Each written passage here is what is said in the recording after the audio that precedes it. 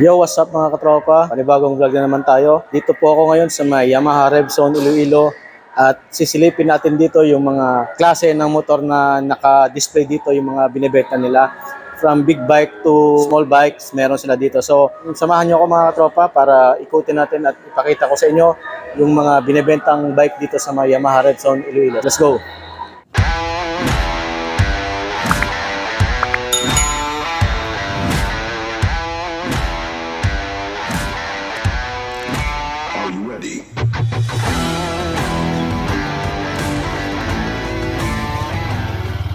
Ayun mga katropa, dito tayo sa pinaka-una. Ito yung MT series. So kung nakita nyo, ito yung MT-03. Yan. So yung price niya, 289,600. Tapos yung kanyang down payment is 50,000. Tapos 24,760 yung kanyang 1 year, 14,780 yung kanyang 24 months, 11,450 yung kanyang 36 months. Tapos kapag nagbayad kayo ng on time, meron silang rebate.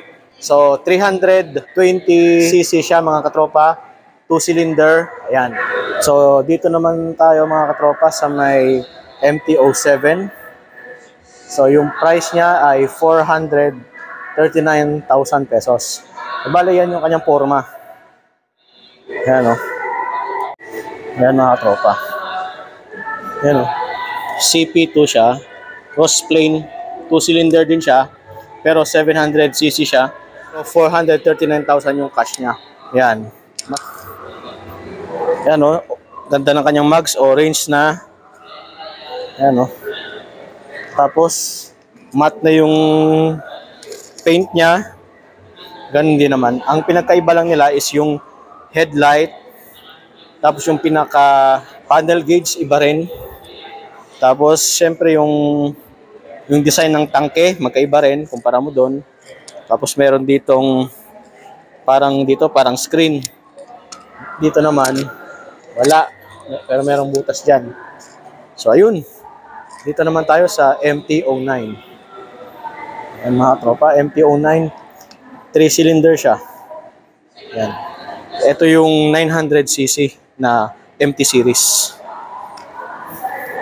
Tapos meron ding another color na cyan. Yung mags tsaka gray yung combination, no? Yan. Ayan yung headlight. Ang ganda ng headlight. Ang angas, oh. Parang robot, no? Ayan, oh. Ganda, oh.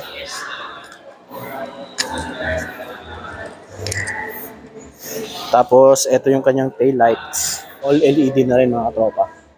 Tapos yung kanyang gulong, ang lapad. Yung size ng kanyang gulong, naka-Bridgestone siya. Tapos 180, 55, R17. Yun. Siyempre, ABS na rin. Diba? O, dito naman tayo sa may MT-10. So, ito mga tropa, yung MT-10, oh, angas, oh. Laki. So 1,000cc naman siya mga tropa. So ito yung headlight niya. Nakakatuwa to mga tropa. Kasi pagka naked bike, pag naked yan mga tropa, pag niliko mo yung manubela niya, sumasama yung pinaka headlight niya. Ito wala oh. Naiiwan siya oh. 'Di ba? Hindi siya gumagalaw oh. Tingnan mo. Yung manubela lang yung gumagalaw pero yung pinaka headlight niya diretso pa rin. Kasi kung kumpara mo dito sa may headlight nito, sumasama yan, ayun o.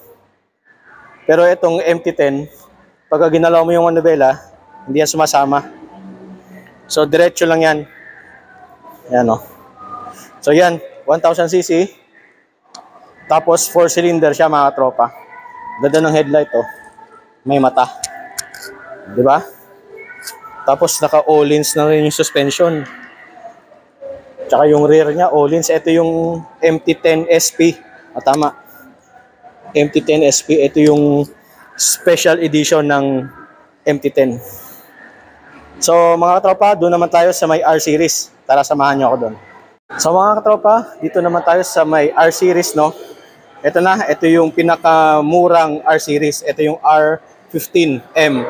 So meron siyang price range na 208,500 pesos. So, ayan yung down payment. Kung makita nyo naman, ayan. Yan. 155cc siya mga katropa. Tapos, syempre, ABS na rin, pero single lang yung kanyang disc brake. Ayan. Oh, walk around natin, ikutin natin. Ayan, oh. Diba? Ang ganda ng forma. Oh. Para siyang baby R1. Siyempre, meron na siyang motorcycle connect. Ayan, oh. Meron siyang motorcycle connect. Tapos ang ganda ng kanyang panel, all digital na rin siya mga tropa. So, doon naman tayo sa may Yamaha R3. Let's go. So, ito, Yamaha R3 mga tropa, with the price of 294,150. So, 50,000 down payment, 25,230 yung 12 months, 15,060 yung 2 years, 11,665 yung 3 years. Siyempre, may rebate kung on time ka magbayad, may rebate na 300. Siyempre, ABS, fuel injected na siya mga tropa, tsaka USD or upside down na fork 37mm. Ayan, no. Tapos, siyempre, ayan, no. Ganda din yung itsura niya, yung headlight. Meron ditong aerodynamic, may air scope dito. Siyempre, ABS, single caliper, piston, kasi single disc brake lang siya. Yan yung kanyang side view mga tropa. Ayan, no. Diba? Tapos, syempre, LED. Pero ordinary bulb na yung signal light. Pero LED na to. Ayan, kung makita nyo, ayan yung forma. So, mga katropa, let's go naman dito sa may latest na nilabas ng Yamaha. Ito yung R6 replacement. So, phase out na yung R6 na 4-cylinder. Nilabas nila yung R7 na 2-cylinder para makahabol sa price ng ibang competitor niya. So, yung price niya, 597,000 pesos. Hindi natin alam kasi walang computation dito kung magkano yung down payment niya. Pero halos 50% down payment yan pagka big bike. Tapos, syempre, ito yung kagandahan din ito. Dual disc brake with ABS. Tapos, kung makita mo yung kanyang pinaka-headlight, ayan o, naka-projector siya. Bi-LED projector. Ito, nagsisilbing DRL or daytime running light. Kahawig siya ng R15. Ayan o. Diba? Kahawig siya ng R15. Ayan o. Ganda o, diba? Sa side naman tayo. Ordinary bulb lang. Ito, naka-LED na pala mga tropa yung kanyang signal light sa front. Siyempre, CP2 cross plane. Yung ano niya, yung engine niya. Although 2-cylinder siya, hindi mo siya makukumpara sa ibang 2-cylinder. Yung tunog niya mas macho. Parang mga macho bike ba. Tapos syempre, ayan yung kanyang exhaust. Tapos dito naman tayo sa may tail light niya. Ito yung pinaka tail light niya, oh. Parang nasa itsura ng R1. Tapos LED na yung signal light. Yung tail light ng R7 tsaka R15, parang hindi nagkakalayo. Tsaka yung R1, ito. Di ba? Hindi sila nagkakalayo. Kaya tinawag talaga na baby R1 itong R15. So, ayan, kung makita nyo yung pinaka-panel niya. Ayan, oh, dito yung kanyang reservoir ng kanyang brake fluid. Ito yung tangke. Ganda. Ayan. So, dito naman tayo sa may R1. So, ito R1M to. Ito yung top of the line nila na R series. So, price niya 1,689 million pesos. So, ayan siya. 4-cylinder siya mga katropa. Ayan. Tapos, kagandahan nito, signal light niya ay nasa side mirror na rin. Tapos, ito ay carbon. Real carbon yan, hindi yan sticker or hindi siya parang dinikit ba. Original na carbon yan mga katropa. Pati yung kanyang fender, carbon na rin. Siyempre, all-in suspension, may disc brake, may ABS. Ito, carbon din to. Ito, plastic lang to, pero yan. Tapos, aluminum frame siya mga katropa. Aluminum swing arm na rin. Carbon loading na rin dito. Yan yung kanyang forma. Tapos, syempre, rear disc brake with anti-lock braking system na rin siya. Siyempre, all LED na rin yung kanyang likuran. Ayan, no?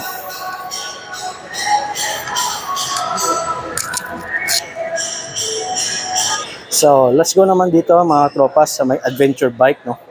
So, dito tayo ngayon sa may Teneri 700cc with the price of 669,000 pesos. So, eto maganda to sa mga trail yung mahilig sa mga bundok. Yan. Mataas siya at malapad, malaki. So, meron siyang 700cc inline 2. Yan. So, next is Tracer 900 GT. 929,000 pesos yung kanyang presyo. Tapos, inline 3 siya mga katropa. Adventure bike na rin siya mga katropa. Kasama na yung saddle bag or side bag pag bumili ka ng motor na to. Siyempre, matte yung kanyang color, no? Tapos, tingnan natin yung likuran niya. Ayun, no? LED na rin siya mga katropa. Pati yung kanyang signal light, LED na rin. Ganda ng kanyang side box. Meron siyang susi. Kasama na to pagka bumili ka ng motor na to. Tracer 9 GT. So mga katropa, dito naman, ito yung XSR 700. Ayan, no? Classic design siya mga katropa. XSR. Ayan, no? Ganda ng pagkaka-imbus. Oh. Cute yung kanyang digital panel. So 2-cylinder siya mga katropa. Dito naman tayo sa kabila, ito naman yung Yamaha Bolt. So meron siyang 619 na presyo. Tapos 2-cylinder siya mga tropa. 2-cylinder din siya. Parang Harley yung design niya. So maganda din siya, naka-mags na rin. Tapos yung kanyang front na rim ay size 19. Yun. Mas malaki dito sa likod, sa unahan. Kumpara mo dito sa likod kasi yung size sa likod ay ano siya, 16. Yung size 16 tapos 19 doon sa harapan. Siyempre rear ABS na rin siya mga katropa. Siyempre let's go naman dito sa may Sniper 155. Meron siyang price na 135,100. Kung mag-avail kayo, pwede kayo mag-down payment ng 25,000. Tapos 1 year is 11,380. 2 years is 6,790. 3 years is 5,265. Siyempre, kapag on time yung bayad nyo, may rebate din kayo na 300. So, ito underbone naman siya category. Single cylinder lang siya mga tropa. Dito naman, ito, pangpasada to. Ito yung YTX. YTX yan mga tropa, 125cc. Tapos kung gusto niyo naman mag-motocross, mag-trail, ito naman, XTZ. So ano siya, meron siyang presyo na 92,750 pesos. Siyempre, 125cc. Ito, WR 155 naman to mga katropa. Pang motocross din yan. So dito naman is meron 242,000 at ito yung Zero 250. Ayan o. 242,850 pesos. Ayan mga tropa. Bale, ano siya, 250cc naman siya mga tropa. Meron ditong pocket bike. Ayan. Sari-sari yan. Ito yung mga pang motocross. Pang pwede nyong patalunin. Mga ano yan. Walang mga headlight yan. Pang sports na to. Hindi pwede to sa kalsada kasi mahuhuli ka kasi wala tong mga ilaw. Ayan. Ito yung pinapatalon nila ng matataas. Pang competition talaga mga tropa. So meron ditong may ilaw, ito yung pwede nyong gamitin sa highway. Ayun. Pero yung mga walang headlight, yan yung ginagamit nila sa motocross sa mga competition. Di ba? Ito ay YZ 125, 377,000 pesos. Ayan. Ito naman ay WR 250F, 483,000 pesos. So, hindi siya production bike. Ito mga production bike to, yung walang ilaw. So, mga katropa, dito naman tayo sa may Maxi scooter. So, meron ditong Yamaha X-Max 300, no? 303,650 yung price niya. Ito ay 2024 model, no? Ito na yung pinagbago niya. Meron na siyang digital na meter cluster, no? Yan. Yan yung pinagkaiba ng bagong X-Max. Same engine pa rin siya sa luma. Dito naman tayo sa may Yamaha T-Max.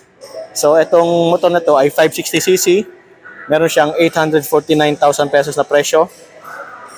So, malaking pinagbago. Kumpara mo sa previous na T-Max. Yung kanyang ilaw, naka-projector na rin siya. Bi-LED.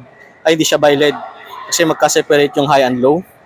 So, bali, Tecmax siya. Yung kanyang technology ay naka-Tecmax na siya, mga tropa. So, pinagbago rin yan. Siyempre, yung kanyang full LED display or TFT display. Meron na siyang cruise control. Ayan, meron na siyang cruise control. Siya na yung mag-a-adjust ng speed na gusto mo.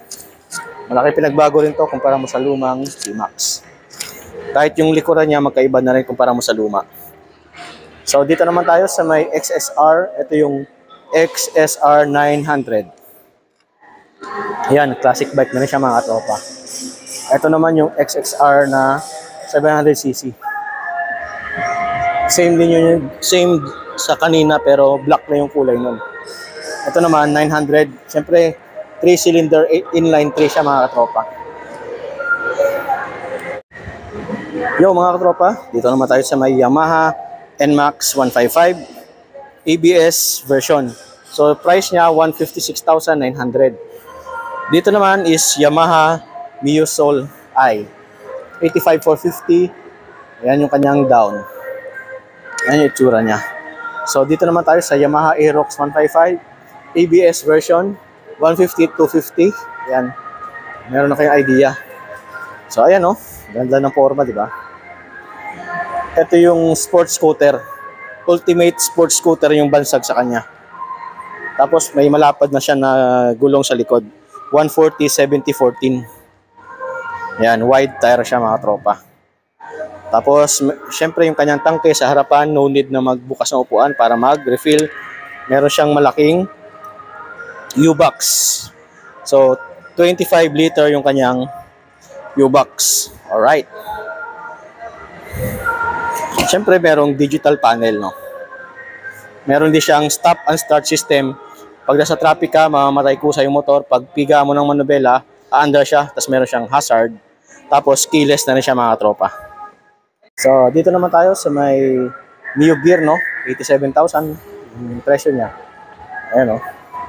From scooter hanggang big bike, kompleto sila dito, mga tropa. Merong Mio Gravis. Ito yung bagong Mio Gravis. Tapos Mio Sporty, Carb. Tapos Mio i125S. 85,000 yung presyo.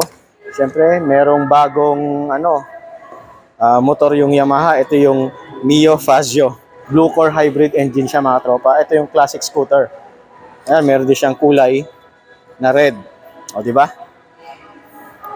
So, ayun mga katropa, no, naikot natin yung buong naka-display dito sa may Yamaha Revzone Iloilo. So, kung may katanungan kayo or kung gusto niyo mag-avail ng unit dito, bumisita lang kayo dito sa may Iloilo, dito sa may Yamaha Revzone. Front siya ng Wilcon Depot. Ayan, o. Yan. Yan yung palatandaan yan, mga tropa. Along Diversion Road lang yan. Papunta siyang part, di naman siya ng ng Haro. Ayun. So malapad yung shop nila, yung casa dito, mga katropa. Lahat ng gusto mong motor, big bike, small bike, scooters, nandito lahat.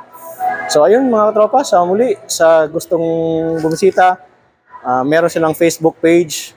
So ipa-flash ko lang sa screen yung kanilang Facebook page para pwede kayong mag-inquire doon. So don't forget to like, comment, share, and subscribe. Enjoy watching, mga katropa. God bless sa inyong lahat.